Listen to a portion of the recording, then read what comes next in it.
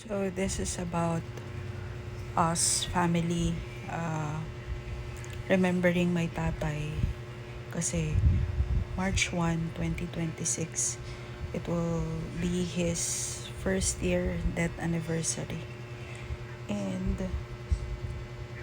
wala naman sa hinagap namin talaga to to celebrate or something kasi death is something that you cannot celebrate, 'di ba?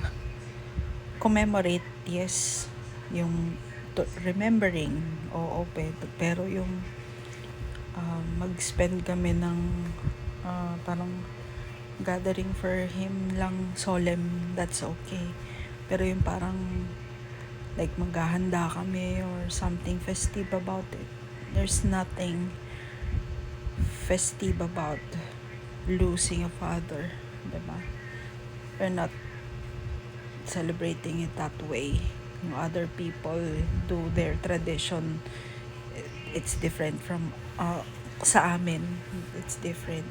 Kahit ako noon nung namatay ang tatay ko, ayaw namin na masyadong magarbo. Hindi kami pinanganak sa ganun. Masyadong magarbo or kung ano-ano.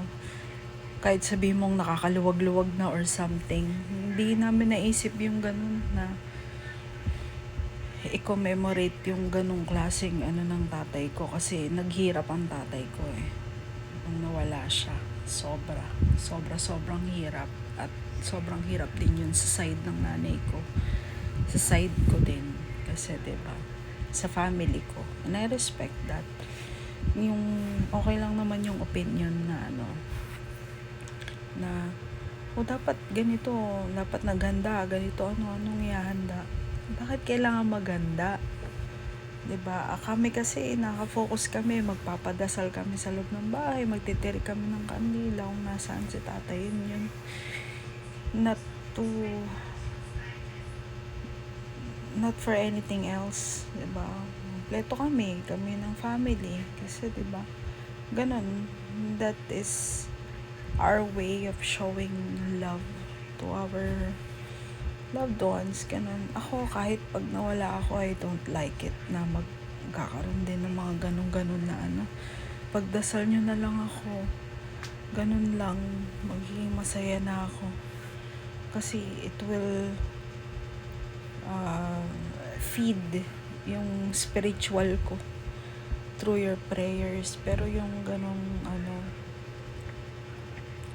hindi talaga Kaya I respect you giving that opinion. Hindi ko naman inaano yun. No questions dun.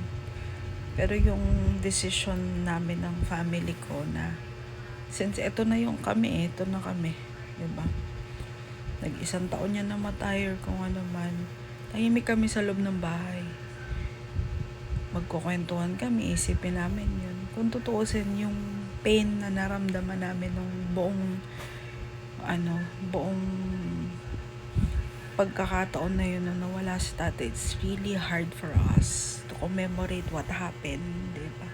Kasi it's the biggest decision that we ever made for ourselves and for our parents, especially nung time na nagsastruggle ang tatay ko, nag-aagaw buhay siya.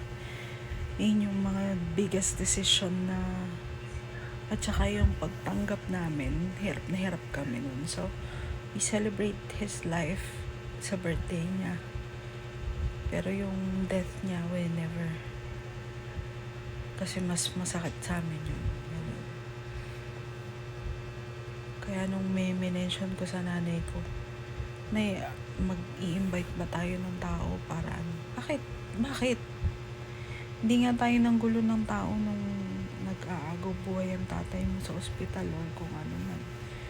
Kung sino yung gustong pumunta, pinaalam lang natin nung kaya paglamay sila, salamat. Kung hindi, okay lang din naman. Hindi naman kailangan kasi nga mga panahon dapat na kailangan ng tatay ng karamay, makakausap, diba? Tama naman Kasi ang tagal ng tatay ko nagtiis mag-isa.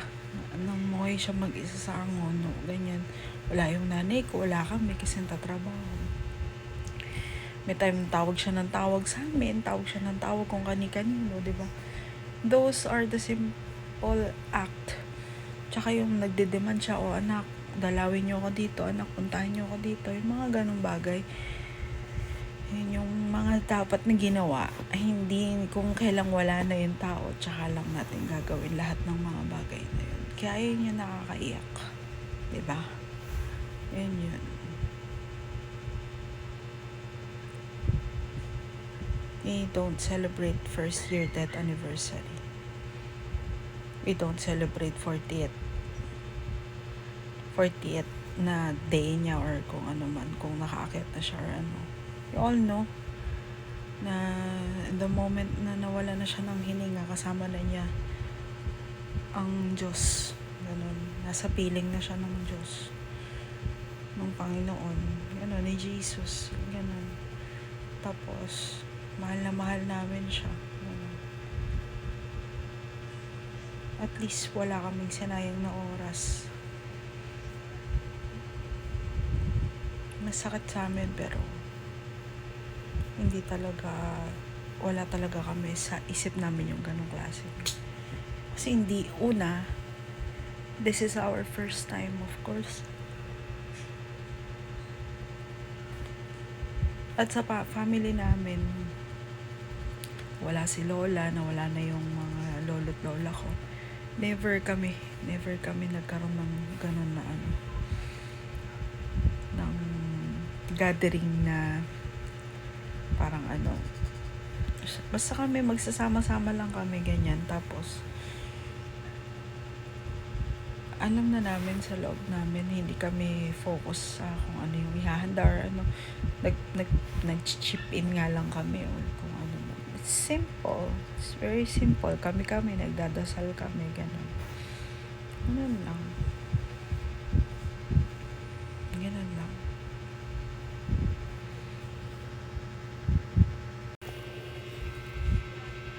Tapos, ano pa ba? Wala.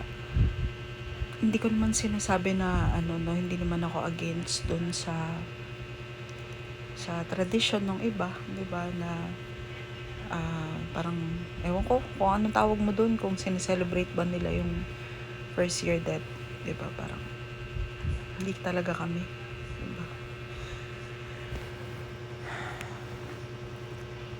Pagka iisipin ko lang, sobrang sakit, sobrang hirap yung mga weeks na yun, ng mga huling araw na kasama ko yung tatay ko, kasi sobrang devastated ako noon. Frustrated ako sa lahat ng mga nangyayari that time. Walang tulog, walang ligo, walang kahit na ano. Ngayon, ang iniisip lang namin noon, yung paano din siya nahihirapan, gano'n. Celebrating his life, paulit-ulit, nasa puso na namin yun, gano'n. We're not the type of person na ulit-ulitin pa namin banggitin lahat yung mga kung paano siya, ganyan. Kasi the moment na nawala na siya, individually naiisip namin yun, lagi namin naiisip kung anong klaseng tao siya, di ba?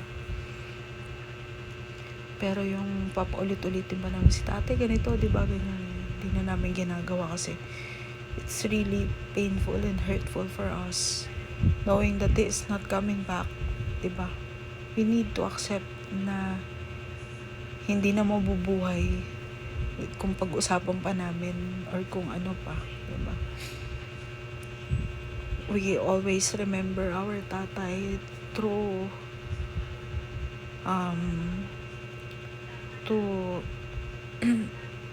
the way he speak with us, ganun. Yung mga actions at saka yung mga mga memories namin with him. Ayun, yung boses niya, ganun. Kaya tahimik lang kami kesa naman, kasi alam namin pamilya namin Kaya wala nang ibang masabi, syempre. Hindi na may babalik ng catering or ng celebration ng buhay ng tatay ko.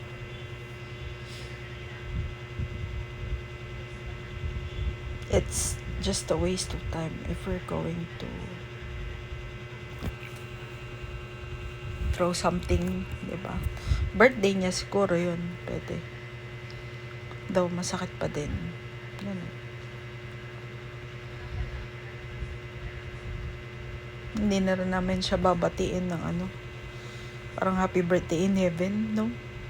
Hindi. Once na namatay na yung tao, yun na yun. Yun na yun.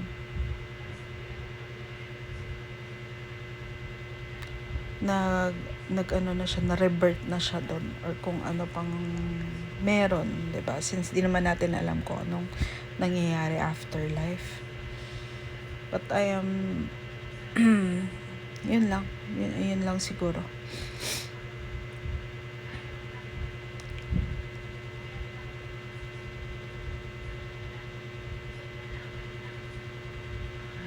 Dami ko na nasabi.